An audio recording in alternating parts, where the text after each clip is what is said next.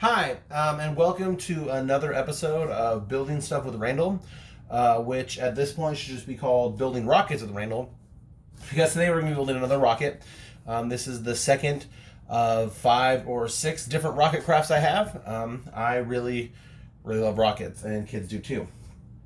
This particular one is the slingshot rocket.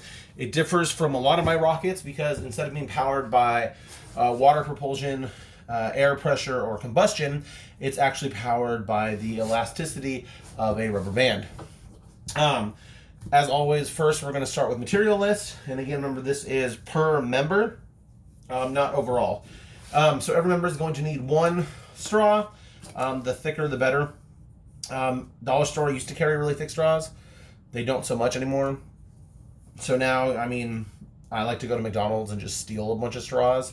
But if your morals are against that and you want to sleep with a clear conscience at night, dollar store does still sell straws. They're a little more narrow. If you want to see the difference of thickness, they're a little more narrow, but they do still work. This is a stolen McDonald's straw, though. You're going to need a pencil cap topper.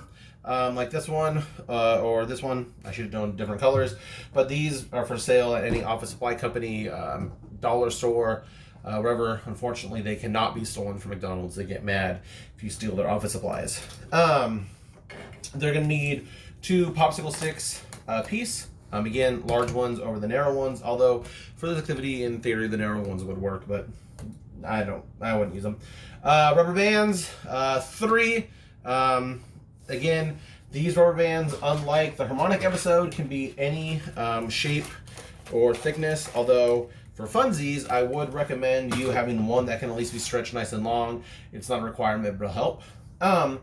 1 paper clip, some tape that can be shared among students. It's not a super tape heavy project, so they're not going to be fighting over the tape. They only need a few pieces, and a piece of cardstock or index card. Index cards actually work better for this, but I'm going to use cardstock today. It's leftovers from the puff rockets, and I don't want to be wasteful. And then finally, I think I might have already said finally, scissors. I'm going to be able to cut that paper somehow, right? You don't want to use your teeth. I tried that. Paper tastes bad. Okay, so clearing the board. There are 2 parts to this build. One is the rocket itself, and one is the launcher. And I always like to start. I'm shaking the table. I always like to start with the launcher. So to do the launcher, you need to take your band, or not your bands, your popsicle sticks, and you stack them together. It's going to seem like the harmonica, almost with the harmonica parts, because then your next step is you take rubber bands and you want to go about 1 inch down. Remember to tell kids 1 inch is about a thumbnail. Twist. Again, twisting is a hard skill for kids to have. I don't know why that is, but it is something worth practicing with them if you want them to really get the skill down. Otherwise, they'll struggle with this and they'll need some assistance. You're going to want to do both ends. Now you pick one end, and again, I always like to have fun with this. I tell the kids to pick their favorite end. It's funny just to see the reactions. But you're going to take one end of your popsicle stick thing you made, and you're going to pry it open. Now you can do this with a ballpoint pen. You can do it with a pencil. I'm going to use a barbecue skewer. But you push the tip down in between the 2, and you see it creates that gap right there. What you're going to do then is you're going to take your remaining rubber band, you're going to feed it into that gap, and then you're going to remove the stick or ballpoint pen or whatever you use. And now you have a launcher. You see how you're able to pull back on the rubber band. This is going to be your slingshot that you're going to use for your rocket. This rubber band is locked pretty steadily in place. It's not going to go anywhere, and doesn't involve kids having to tie any knots or waste any tape. So this is a good launcher. I like to build. We're done. We're going to set it off to the side. Although, if you want to take the added step of having kids decorate this so they don't get confused whose launcher is whose, that's always a good idea. For a lot of these crafts, things end up looking identical unless you decorate it. And so to avoid arguments between kids, decoration is a good idea. So for the rocket itself, I'm going to put the launcher over there for now. You're going to start with your straw. And a cap. I actually prefer this cap. It goes just right onto the tip of the straw. Hold on. Actually, the other side. There we go. I don't know what was wrong with that other side. What this does, it does 2 things. 1, it provides weight which is good. Weight makes your rocket go a little farther. And the other thing is it stops this from hurting. If a kid accidentally shoots someone, or let's be honest, on purpose shoots somebody, it's going to hurt a little bit. This is a nice soft rubber tip. It stops it from hurting. And then just go ahead. Sorry, I paused. My cat just jumped on something and it scared me. And then go ahead and have the kids just do, as an extra layer of protection, tape the lid to your straw, or not lid, your pencil tapper, so that it's on nice and firm. It's not going to go anywhere. Now this by itself is a spear. If you tell kids, hey, and if you want to have a pause break, take it and throw it. This by itself, kids just throw it, will travel a pretty good distance, much more farther than you think it would go. However, we're building a rocket today, and while this actually does kind of look like the older Saturn rockets, it's not the rockets we want. So we're going to have to do a couple more steps, including the most challenging step, which is up right now. You're going to have a kid take a paperclip, and they're going to need to bend this paperclip. Now, there's two ways to bend it. You can just straight bend it at a 90-degree angle, creating a right turn, and that'll work just fine. Or you can have them bend this middle part up halfway and give them a front and a back, and that'll work too.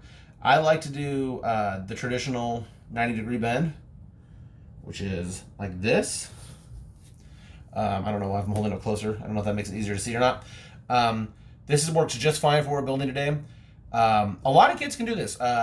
Paper clips are not strong metal. It'll make them feel really strong, which is good. If they are struggling, I would recommend maybe bending a few in advance, or having some older kids or yourself there to help them bend it. But it is a lot of fun, and you'll be surprised how many kids can actually bend that if they put their mind to it. All right, now we're going to want to attach that to our rocket. This is going to be done with tape. You're going to want to go maybe an inch down from your weighted tip. You're going to run the tape on the bottom part of the folded paper clip. That flat part on the bottom, you're going to take your tape and you're going to want to run along there pretty firmly so that it should look something like this. And now, because you are going to be putting resistance on it, I would go ahead and do it a second piece of tape. If you're really paranoid about it, you can actually do a little rubber band twist around that part too, but usually 2 pieces of tape is enough. That alternate fold I showed you, where you fold it up in the middle, if you want to get fancy, that'd be something you could do with your teens, leaves a little part up here to be taped, which makes it even more secure, but this is pretty good for what we're going to be doing today. I'm actually going to go ahead and add more tape though, because I think that mine needs it. I'm going to add some to the back side, because as I was playing with it just there, I could tell it wanted to slide up, and we don't want it to slide. And with a project like this, you don't got to be stingy with the tape. Let kids use a pretty decent amount of tape. There we go. All right. And now at this point, if you gave the kids your rocket and you told them to fire, it would work. I could let go of this and it'd shoot, but it would do the same thing with the puff rockets, where it would tumble or crash to the ground. We want to add wings, because that last 20 feet or so that you get flying by adding the wings really adds the wow factor. If you launch this correctly, I mean, it'll do 60 feet or 45 feet up straight up, which is pretty cool. It's pretty impressive. For wings, pretty simple. You're going to want to have the kids cut out 2 triangles. This is something they should be able to do on their own. Here's 2 triangles. And then you want to have them do it a second time to give you a total of 4 triangles. Now, you're not going to be using all 4. You're going to be using 3, but 2 wings is not enough. And I don't know why that is. In my head, airplanes have 2 wings. A rocket with 2 wings should fly just fine. It doesn't, though. A rocket with 2 wings flies actually worse than a rocket with no wings. Like I said, I don't know why that is. I should look that up at some point. From here on out, though, it's just a matter of attaching your wings to your rocket. There's a variety of ways you can do this. I prefer to fold this part up and then tape it to the rocket. I do just a little piece to get it on, and then I add more tape to make it secure. But whatever way the kids want to get it on is just fine. If there's a better way, like if they just want to tape it directly without the fold, let them do it their way. There's no wrong answer as long as it works. It's good. I'll do a couple more pieces of tape. Again, If this was older kids, I wouldn't even tell them how many wings or what size wings to do. I would want them to experiment that on their own. Make this more of a project-based one rather than a paint-by-numbers craft where they have to figure that kind of stuff out on their own. But it's up to you. This works well as a paint-by-numbers craft with the younger kids, and it still has that wow factor of, oh my gosh, I created a rocket and, you know, it went on the roof because of how high it went, that you can still run it with the younger kids, and it's worth the effort. I really wish it would work at 3 wings. It doesn't though. Maybe it does, or excuse me, not 3 wings, at 2 wings. Maybe it does, and I just don't know what I'm doing. That's probably what it is. Anyway, now I have my 3 wings attached. No, we don't. It's always good when you're doing your wings, and I forgot about this step, so I'm glad I remembered, to put one large piece of tape after you have your wings on in a circle around the top where they meet together, right up here, to connect all 3 wings together. That keeps them in their location, keeps them firm, keeps them from spreading out too much. All right, there you go. This is a really nice one. I'm gonna bend this wing this way a little bit. Now to fire it, it's pretty simple. You're just gonna take that rubber or that paper clip that's folded. You're gonna pull it back in the rubber band. The kids grip back here. They pull back, and when you let go, it'll shoot forward. Now, with the younger kids, see, there's a trick. You have to hold like this. With the younger kids, they'll let go and it'll either hit here or hit their hand. If they're having a hard time with that, have them aim, and I know you're not gonna be able to see the top, but have them aim straight up. This is still gonna travel a good 45, 50 feet. Whoop. And it'll still have that wow factor, and it won't have that problem of needing to aim and have it accidentally hit your hand or the launcher too much. All right, that has been Slingshot Rockets.